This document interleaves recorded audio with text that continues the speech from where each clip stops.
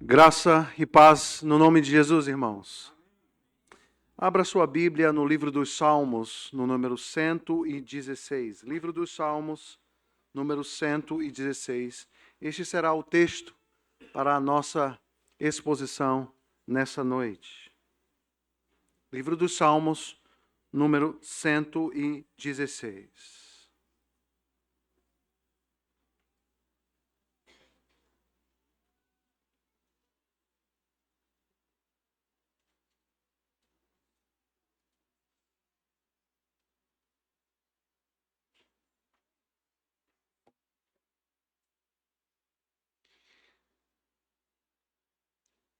Ao passo que eu for explicando o texto, eu lerei. Nós temos um texto longo, 19 versículos. Portanto, ao passo que eu explicar o texto, eu lerei todas as porções do texto. Eu gostaria de orar nesse instante. Feche os seus olhos. Vamos orar. Santo Deus, eterno Pai, nós queremos nos colocar diante do Senhor. Nós já confessamos os nossos pecados, cremos no Teu perdão. Entregamos, ó Deus, diante de Ti os nossos louvores, as nossas orações, os nossos cânticos e hinos de adoração ao Teu nome. Somos o Teu povo, povo escolhido, pelos méritos, pela graça, pelo amor de Cristo Jesus. Nesse instante, ó Pai, precisamos do Senhor. Cativa as nossas mentes e corações diante da Tua palavra. E que apesar daquele que fala aos nossos corações, ó Deus, nessa noite, trazendo encorajamento, ânimo, força, vigor, confronto, vindo da Tua parte para as nossas vidas. Cativa as nossas mentes e corações diante da Tua presença. Essa é a nossa oração e nós a fazemos no nome de Jesus. Amém.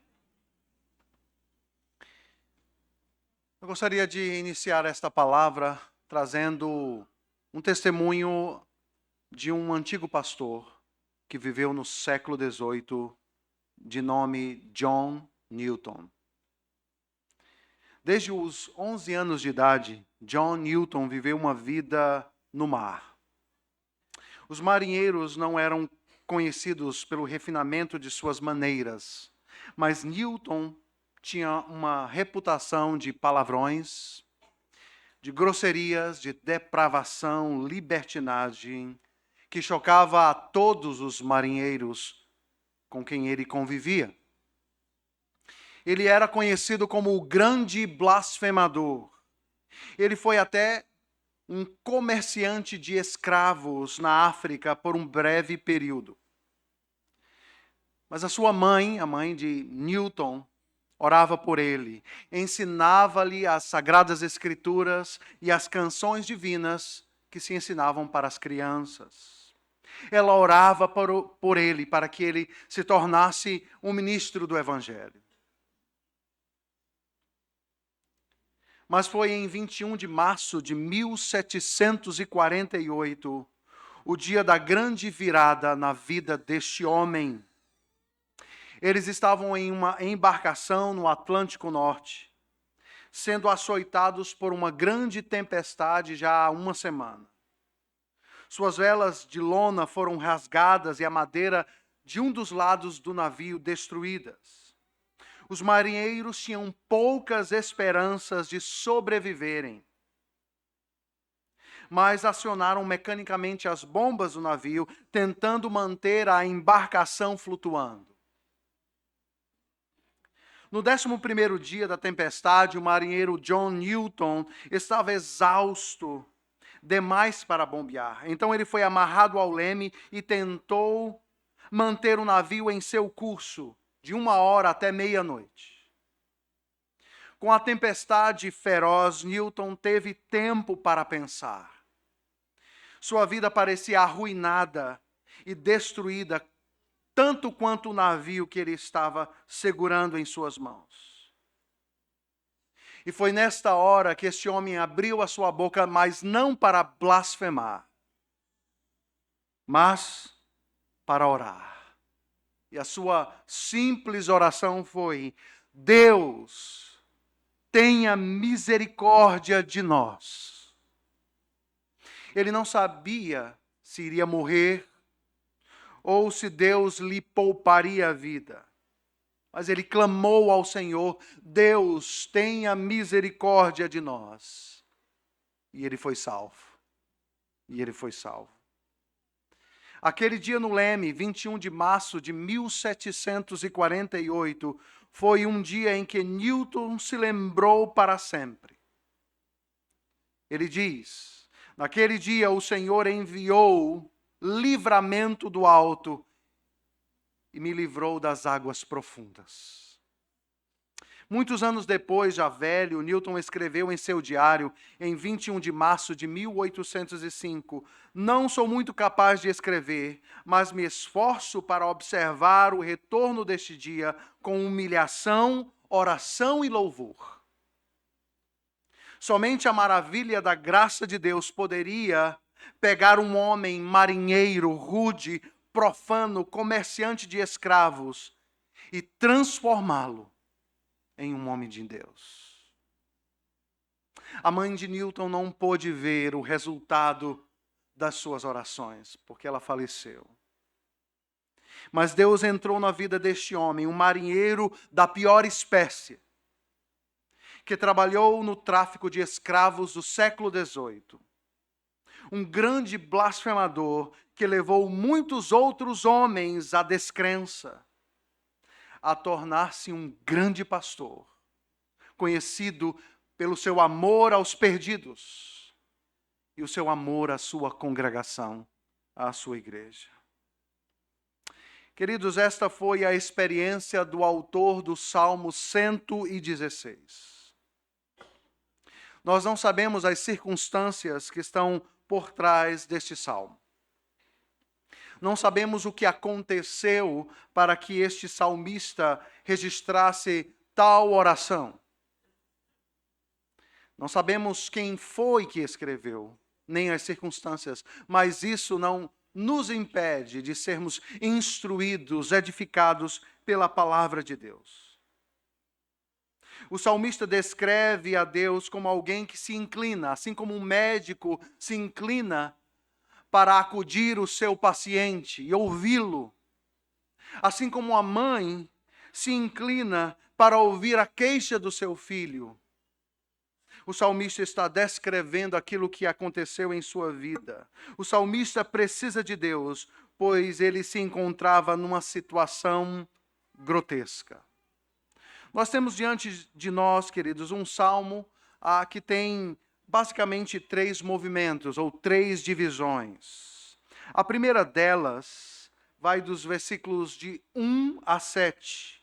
E nestes 7 primeiros versículos nós temos uma resposta à fidelidade de Deus que o salvou da morte. Os versículos de número 8 até o versículo de número 14, nós temos um segundo movimento no Salmo, que é uma resposta ao livramento de Deus que o salvou da morte. E por fim, uma resposta à fidelidade de Deus que derrotou a morte. Vejamos então o primeiro movimento do Salmo, os 7 primeiros versos. Assim diz a palavra do Senhor. Amo o Senhor porque Ele ouve a minha voz e as minhas súplicas. Porque inclinou para mim os seus ouvidos, e invocá-lo-ei enquanto eu viver. Laços de morte me cercaram, e angústias do inferno se apoderaram de mim. Caí em tribulação e tristeza. Então, invoquei o nome do Senhor. Ó Senhor, livra-me a alma. Compassivo e justo é o Senhor. O nosso Deus é misericordioso.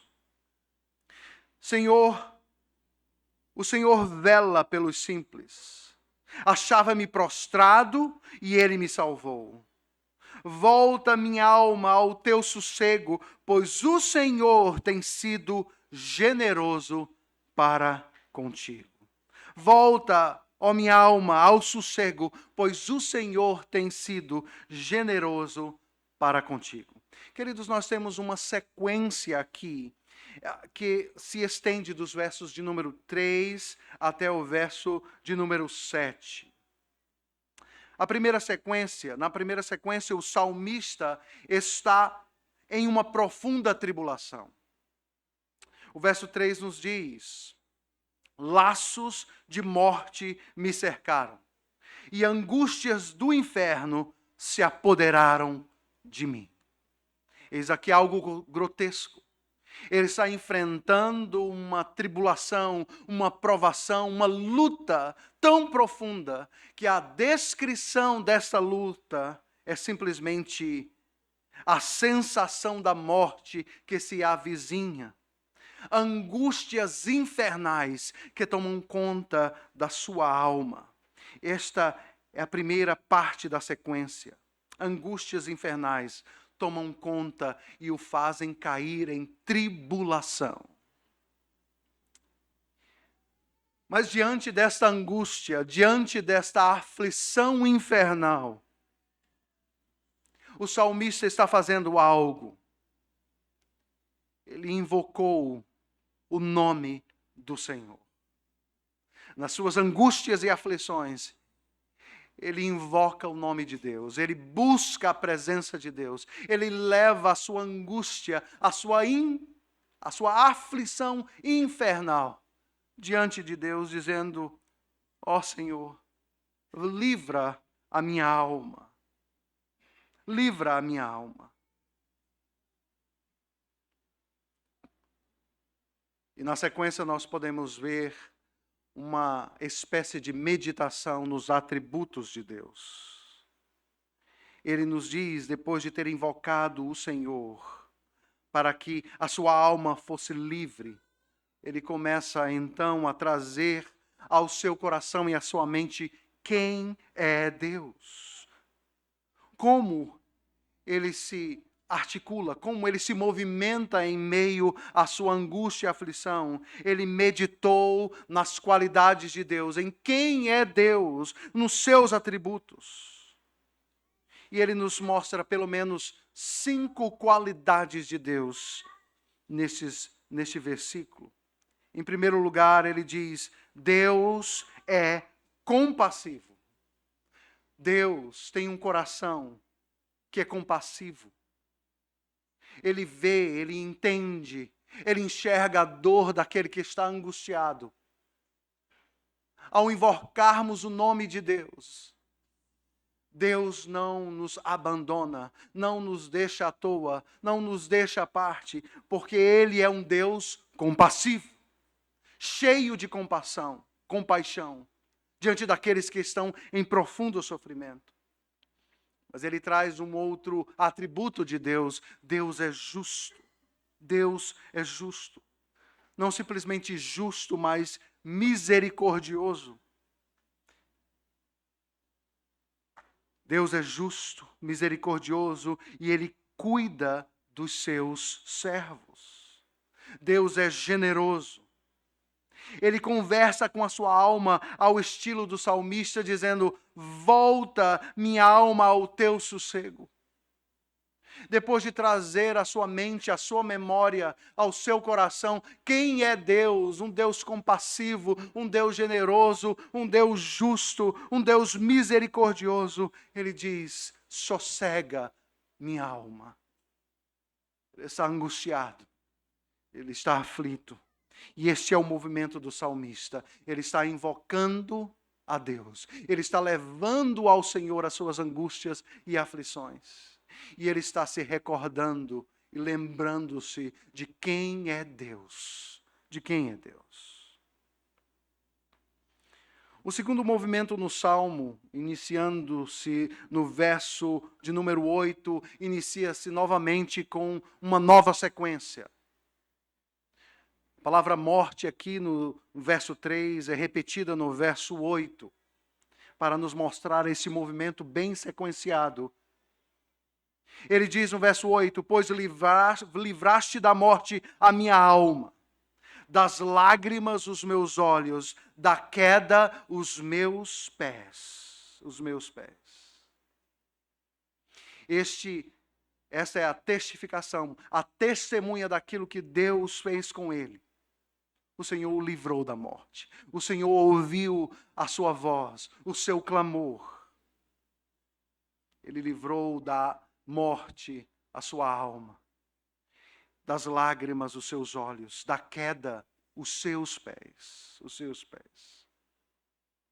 O verso 10 nos fala: eu cria, ainda que disse, estive sobremodo aflito, em meio às aflições, em meio às angústias, há um sinal de vida. Há um sinal de vida espiritual. Este homem crê na presença de Deus, crê no auxílio de Deus, crê no socorro de Deus. Eu disse, na minha perturbação, todo homem é mentiroso. Todo homem é mentiroso. Eis aqui uma descrição clara daquilo que as tormentas, das aflições. Talvez nós estejamos diante de uma circunstância de perseguição, de morte, de lutas, de aflição, de angústias. Pois em meio à perturbação e à profunda angústia, a confiança que poderíamos depositar nas pessoas se esvai.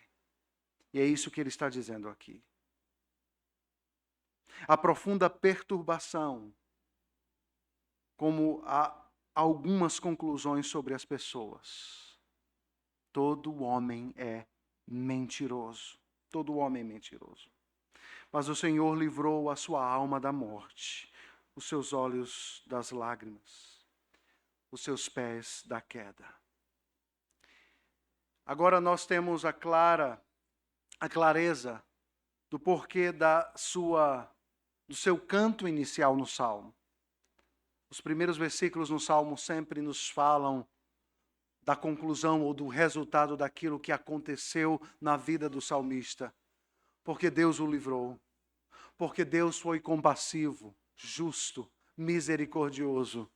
Ele nos fala nos primeiros versos: por isso eu amo o Senhor, porque Ele ouve a minha voz e as minhas súplicas.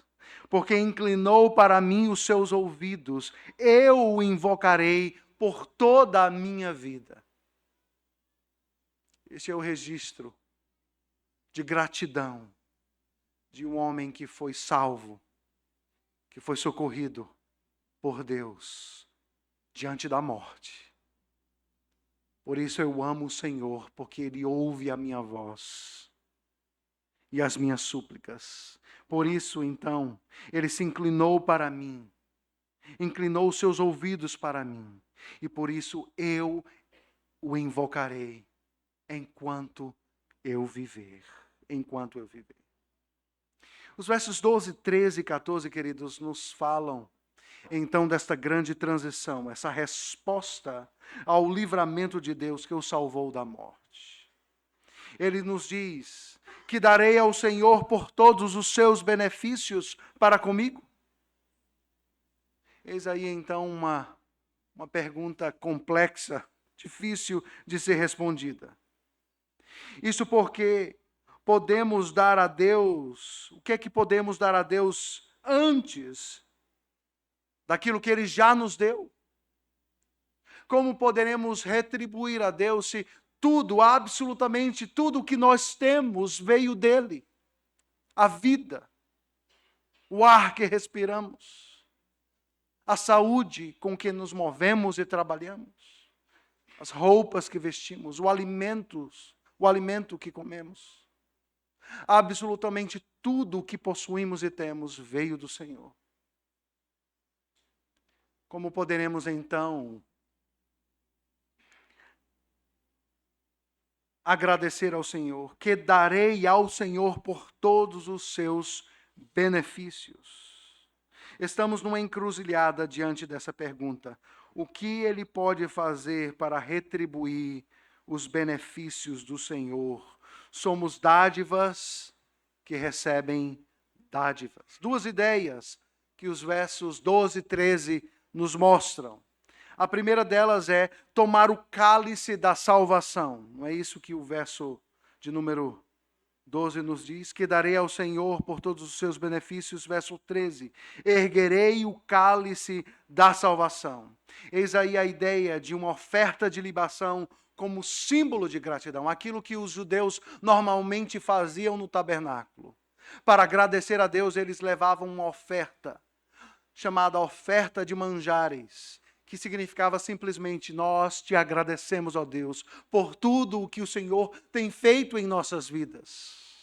A ideia de erguer o cálice da salvação é entregar a Deus uma oferta de gratidão ao Senhor.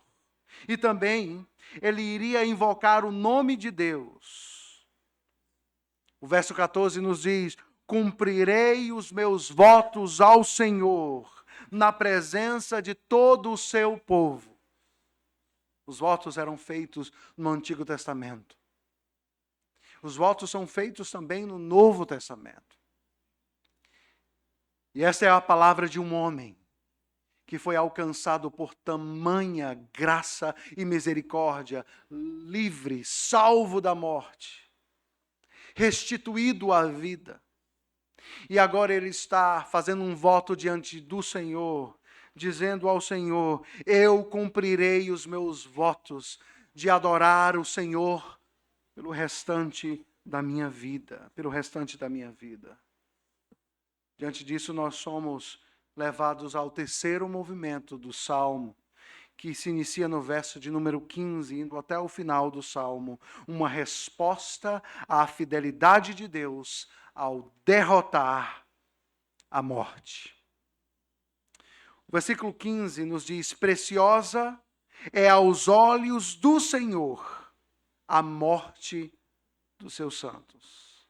Senhor, deveras sou teu servo, filho da tua serva, quebraste as minhas cadeias. Oferecer-te-ei sacrifícios de ações de graças, e invocarei o nome do Senhor. Cumprirei os meus votos ao Senhor, na presença de todo o seu povo, nos átrios da casa do Senhor, no meio de ti, ó Jerusalém. Aleluia. Aleluia. Basicamente, o que esses versículos estão nos dizendo é que o resultado da graça de Deus, do livramento de Deus na vida desse homem, o faz olhar para a vida e dizer: eu quero e vou viver a minha vida agora para adorar ao meu Senhor com tudo que eu sou, com tudo que eu possuo, com tudo que eu farei em minha vida. O interessante, queridos, é que o resultado da obra, da graça, do amor, da compaixão, da misericórdia de Deus na vida de um homem faz com que ele mude a perspectiva da vida. O salmista, aqui, no verso 3 e no verso 8, está pontuando a sensação de morte, clamando a Deus para que ele tenha misericórdia e salve-o livre da morte. Mas o versículo 15 nos ensina algo diferente. Pois ele novamente menciona a palavra morte, mas para nos trazer um ensino profundo, que é resultado de uma vida que vê agora esta vida caída com uma nova visão, com uma nova perspectiva. Porque ele diz: preciosa é aos olhos do Senhor a morte dos seus santos. Ora, a palavra de Deus nos fala em Ezequiel 18:32, porque não tenho prazer na morte de ninguém. Em 2 Pedro 3, verso 9, nós lemos: ele também não quer que ninguém pereça. A ideia aqui não é a de um Deus que se alegra com a dor ou a morte de uma pessoa. Os apelos anteriores do salmista a este relacionamento deram frutos da graça de Deus. O Senhor revelou-se fiel à obrigação da aliança de ser o mestre dos servos, vindo em seu auxílio e libertando-os da garra da morte.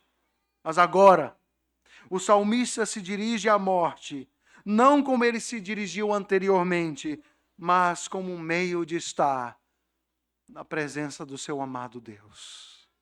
Do seu amado Deus. Eis um versículo muito utilizado em ofícios fúnebres, mas que nos traz uma mensagem profunda, que é reverberada pelo apóstolo Paulo, que nos traz a promessa de que viver a vida é para a honra e glória de Cristo, para fazer a missão de Deus, de expandir o evangelho sobre a face da terra. Mas para Paulo, ele diz, o morrer é lucro. Filipenses capítulo 1, verso 21 diz, o viver é Cristo e o morrer é lucro. O morrer é estar na presença do nosso Deus. Do nosso Deus. Esta é a mensagem do Salmo 16, que nos apresenta um homem de forma honesta, sincera, levando diante de Deus as suas angústias e aflições infernais. Ele descreve o estado da sua alma, mas ele nos ensina que no meio da angústia e aflição nós podemos buscar a Deus. Quantas coisas podemos aprender com o Salmo 116 nessa noite? A primeira delas, Deus responde às nossas orações. Deus responde às nossas orações. Podemos levar a Ele as nossas aflições, as nossas angústias, as nossas tristezas mais profundas e ter a convicção e a certeza de que Deus responde às nossas orações. Segundo lugar, Ele nos ensina como levar de forma sincera as nossas amarguras, decepções a Deus. Em meio à sua angústia, Ele invocou o nome do Senhor.